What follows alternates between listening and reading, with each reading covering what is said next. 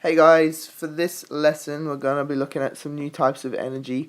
They're not exactly completely new, and you'll see why in just a moment.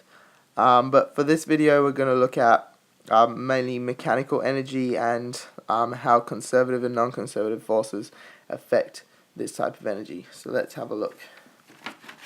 Right, by definition, mechanical energy is the sum of the kinetic and potential energies of a system. And let's have a look at what conservative forces do. So conservative forces conserve the mechanical energy of a system. Right, now why is that? Well, let's look at non-conservative forces to understand that point. Non-conservative forces convert some energy into internal energy, and so do not conserve mechanical energy. So it might convert some of this kinetic or some of this potential energy into a third type of energy, and therefore some of the mechanical energy is lost. So that's why conservative forces don't do this. So that's why they conserve mechanical energy. So these are essentially extensions on the laws of conservation of energy. Now, what this means, if only conservative forces are acting, then we end up with this particular expression, that the initial mechanical energy of a system equals the final mechanical energy of the system.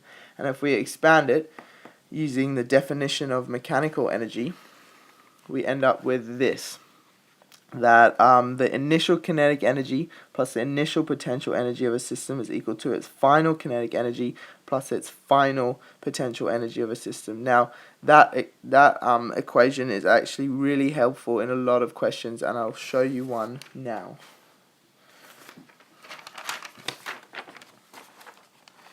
Right. So we've got an example here. Just a hint. A lot of pendulum questions look really complicated, but can be solved quite simply with this conservation of mechanical energy concept. So let's have a look at this one. In the diagram below, the pendulum has a length L and starts at rest at an angle of theta. Find its speed at its lowest point. So we've got a drawing of it here, and I've drawn some information in. We've got the length L over there, and we've got the angle theta in there. We've got y equals 0, I've defined as the top here, so where it's connected, and that means that y equals minus L is here, and what I want to do is find the initial height below the top there. So what I'm going to do is look at this right angle triangle over here, and I'm going to look at cos theta, right? Now that's equal to h over L, which gives us that h is equal to L cos theta. Right, so that's L cos theta below the roof, so that'll be minus L cos theta. We've defined downwards as negative. And now I've got all three heights. Right, so what I'm going to do is I'm going to use what we've just learned, that the mechanical energies before and after the system are equal, because there's no non-conservative forces here, it's mainly gravity. So I've got here the initial mechanical energy, and I've written just the expression that we know, and I've just written as a side note here that U equals mgh is the formula we're going to use. So the initial kinetic energy, well, it's at rest, so this will be 0. And the initial potential energy will be mg times the height. GL cos theta. Right, so that's the initial mechanical energy. Now let's look at the final mechanical energy. So same formula, right? We can sub in some values. Well, the final kinetic energy, we're not sure, but what we can do is just sub in the formula that we know for kinetic energy. And the final potential energy, well, that is simply just using this formula again. Now the height is minus L.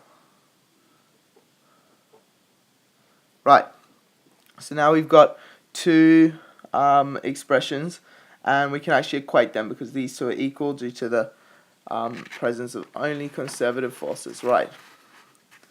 So yeah, those two are equal. So let's see what that gives us.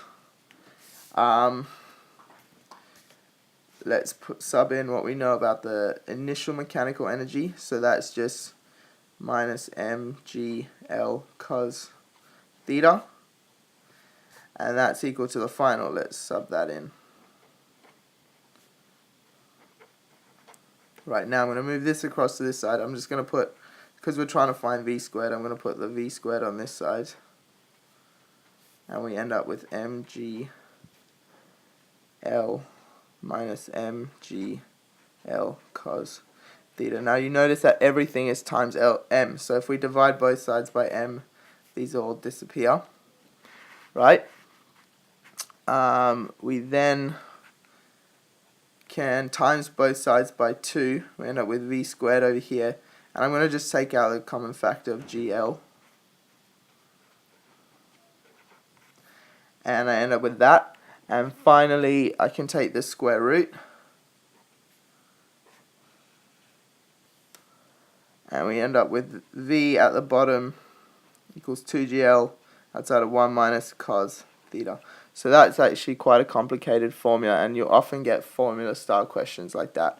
And that's an example of where if we equate mechanical energies, we can find solutions to problems. So that concludes this lesson. Thanks, guys.